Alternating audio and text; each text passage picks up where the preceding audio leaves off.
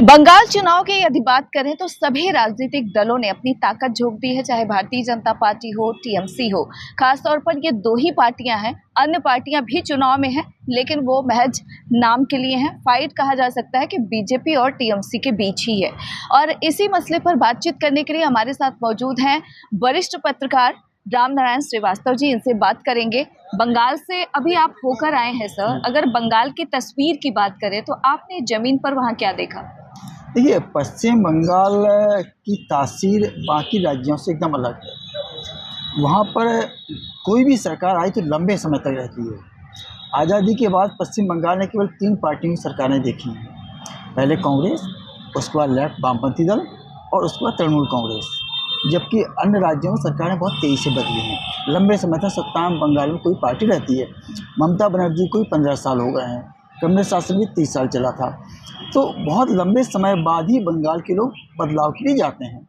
अब जबकि ममता बनर्जी को 15 साल हो गए हैं, तो वहाँ के लोगों में एक मन तो है कि बदलाव होना चाहिए, लेकिन वो पूरी तरह से स्पष्ट स्थिति दिखाई देता है, क्योंकि बंगाल ज़्यादातर 2 ध्रुवीय राजनीति पर चला है। पहले कांग्रेस और लेफ्ट के बीच में रहा, उसके बाद लेफ्ट और ममता के बीच में रहा, और अब भाजपा ने वहाँ पे जब एंट्री की है तो सारा फोकस पॉलिटिकल वो भाजपा और तृणमूल कांग्रेस के बीच सिमट गया। ऐसे में दोनों राजनीतिक दल जो वहाँ की जो कभी सत्ता में रहे थे लंबे समय तक, कांग्रेस और लेफ्ट, वो हाशिए पर चले गए हैं। कांग्रेस का तो पिछली बार खाता भी नहीं खुला था वहाँ पर, तो ये हालत हो गई है। तो ऐसे में जब सीधी लड़ाई होती है तो आपको बदलाव के लिए बहुत बड़ा परिवर्तन करना पड़ता है, क्योंकि वोट कटते नहीं हैं बीच में। कोई तीसरा नहीं होता है कि आप कम वोट पे ही जीत जाएं। तो भाजपा ने पिछली बार 3 से लेकर 77 सीटों तक की बड़ी छलांग लगाई थी, लेकिन वो वहाँ तक नहीं पहुँच पाई कि बदलाव कर पाए। तब से 5 साल हो गए। इन 5 सालों में बंगाल की राजनीति में बहुत बड़ा बदलाव तो नहीं आया। हाँ, ममता बनर्जी की सरकार में है तो उनके खिलाफ एंटी इनकम्बेंसी बढ़ी है। लोगों में सरकार को नाराज़गी बढ़ी है। जब पूरे देश को देखते हैं तो उनको लगता है कि बंगाल कहीं ना कहीं विकास में पिछड़ा हुआ है। लेकिन क्या भाजपा को वो स्वीकार करेंगे, भाजपा को मानते हैं, इसको लेकर के अभी स्पष्ट स्थिति नहीं बन पाई है। लोग बदलाव तो देख रहे हैं, लेकिन भाजपा को चुन रहे हैं ऐसा नहीं है। लेकिन चूंकि बदलाव में भाजपा ही विकल्प है, तो भाजपा के लिए निश्चित रूप से उम्मीदें बनती हैं। क्योंकि देखा जाए, क्या ये कह सकते हैं कि जो पश्चिम बंगाल की जनता है उसमें अभी थोड़ी सी असमंजस की स्थिति है। वो बदलाव तो चाहती है, लेकिन किस करवट जाएगी इसका पता नहीं। बिल्कुल, देखो यहाँ पर पश्चिम बंगाल में SIR के बाद करीब 1 करोड़ मतदाता कम हुए हैं, तो इसका असर सभी विधानसभा क्षेत्रों पर पड़ने वाला है। कहीं कम कहीं ज़्यादा। जहाँ पर बहुत कम मार्जिन से हार जीत हुई थी, वो सीटें इससे प्रभावित हो सकती हैं। ऐसे में बंगाल में जो बदलाव चाहने वाले लोग हैं उनके बीच में, और जो बदलाव नहीं चाहते हैं उनके बीच में काफ़ी कसमकस जैसी स्थिति बनी हुई है। क्योंकि अगर आप बदलाव चाहते हैं तो दूसरा विकल्प आपको चुनना पड़ेगा। ऐसा नहीं कि वहाँ पे बदलाव में आप नोटा पे आप डाल के आएंगे। बंगाल में ऐसा कम होता है, लोग चुनते हैं वहाँ पे खुल के, मतलब लोग खुल के सामने आते हैं। लेकिन इस बार इतना साइलेंट इलेक्शन है, इससे लगता है कहीं ना कहीं लोगों के बीच में वहाँ कोई असमंजस की स्थिति है। तो बंगाल इलेक्शन बहुत मुखर होता है, लेकिन मतदाता बहुत साइलेंट, बहुत ज़्यादा पोस्टर बैनर नहीं दिखते हैं, बहुत ज़्यादा एग्रेसिवनेस नहीं दिखती। हाँ, राजनेता हैं, पार्टी के प्रचारक हैं, वो प्रचार कर रहे हैं। लेकिन पिछली बार जो माहौल था, मतलब कोरोना काल होने के बावजूद जिस तरह का तेज तूफानी प्रचार वहाँ चल रहा था वहाँ पे, वो इस बार उतना तेज नहीं है।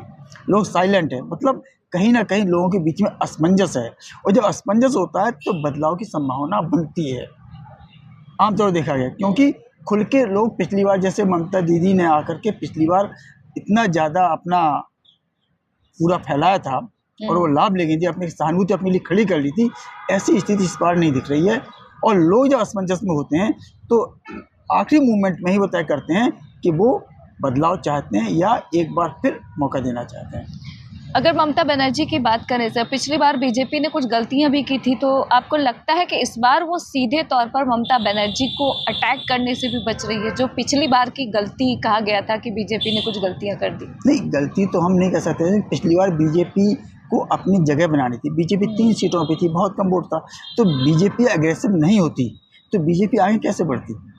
तो बीजेपी ने एक अपना प्लान लिया था पूरा कि हमको एग्रेसिव रूप से आगे आना है, क्योंकि बंगाल की जो मानसिकता है वो एग्रेसिव रही है। बंगाल देश की राजधानी रही है, बंगाल का बंटवारा हुआ है, बंगाल ने बहुत ज़्यादा हिंसा देखी है।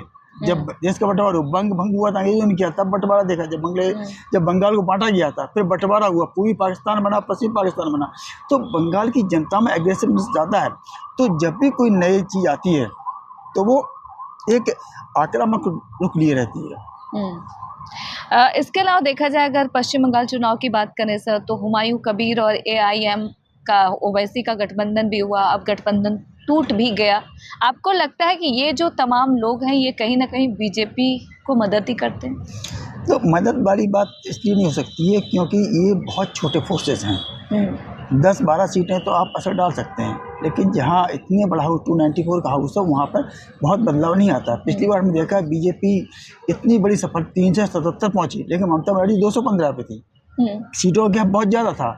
तो ये राजनीतिक रूप से ठीक है, कुछ सीटों में नुकसान हो सकता है, कर सकते हैं, लेकिन बहुत ज़्यादा इनका असर नहीं पड़ने वाला है। और हुमायूं कबीर की अपनी एक समस्याएं उनकी जो भी रही हों और ओवैसी का अपना जो भी रहा हो, लेकिन बंगाल की राजनीति पे इससे चुनाव परिणामों पर बहुत ज़्यादा असर इसका नहीं दिख रहा। आमतौर पर बीजेपी का संकल्प पत्र आता था, लेकिन इस बार देखा गया कि उनका भरोसा पत्र आया है पश्चिम बंगाल में, और पश्चिम बंगाल की जनता से भरोसा पाने की कोशिश बीजेपी भी कर रही है और पश्चिम बंगाल की जनता को भरोसा दिलाने की कोशिश भी कर रही है कि उनको यकीन हो कि अगर ये सत्ता में आएंगे तो काफ़ी वायदे किए गए। घुसपैठियों का मुद्दा पहले से ही चल रहा था। इसके अलावा देखा जाए UCC की बात बीजेपी ने की है। आपको लगता है कि इसका कोई असर पड़ेगा पश्चिम बंगाल में? देखिए, पिछली बार की चुनाव देखेंगे आप 2021 का, उस समय भाजपा बहुत आक्रामक थी, ममता बनर्जी भी आक्रामक थी। नतीजे आने के बाद भाजपा के कार्यकर्ताओं पर जिस तरह से हमले हुए थे वो देखें, एक भय का वातावरण बना था।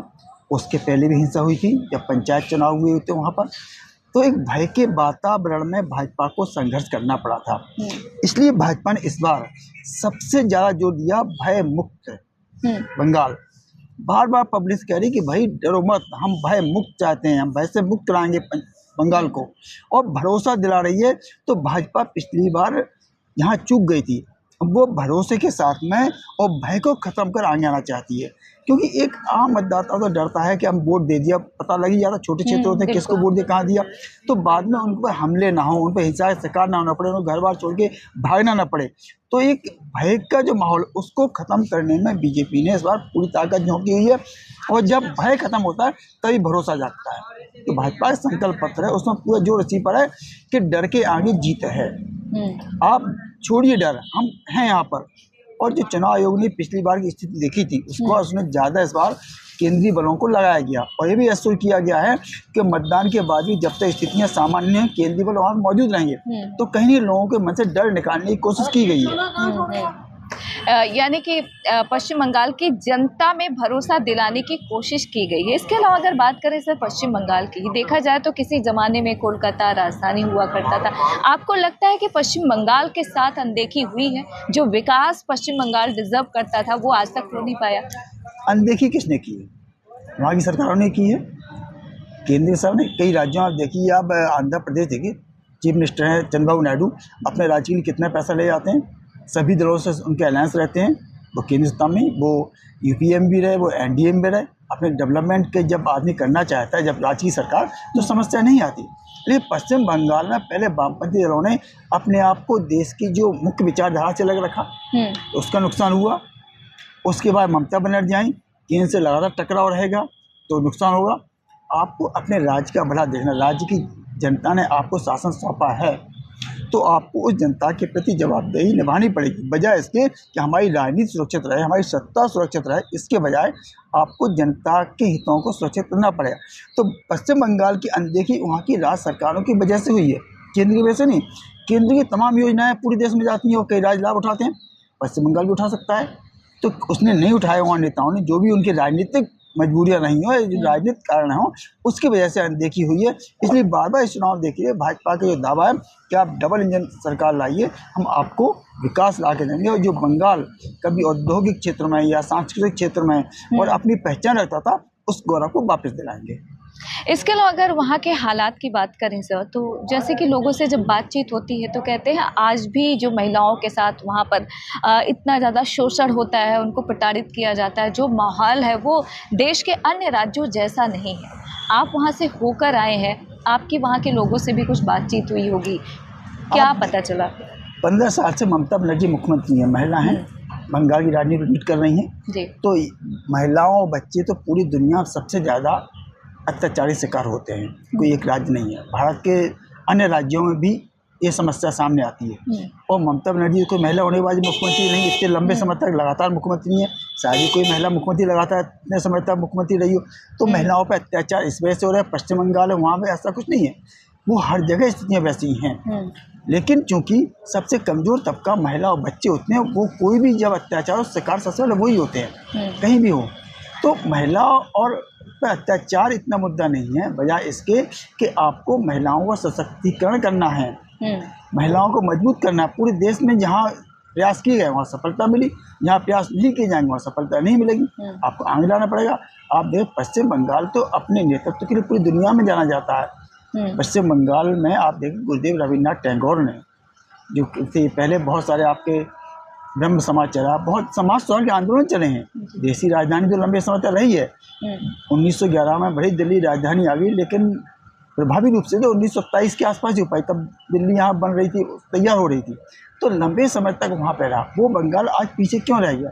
तो कहीं ना कहीं वहाँ के जो सत्ता में नेता रहे, दो दल रहे, उन्होंने कहीं ना कहीं अपनी राजनीतिक इच्छा पूर्ति के लिए बंगाल के हितों के साथ समझौता किया।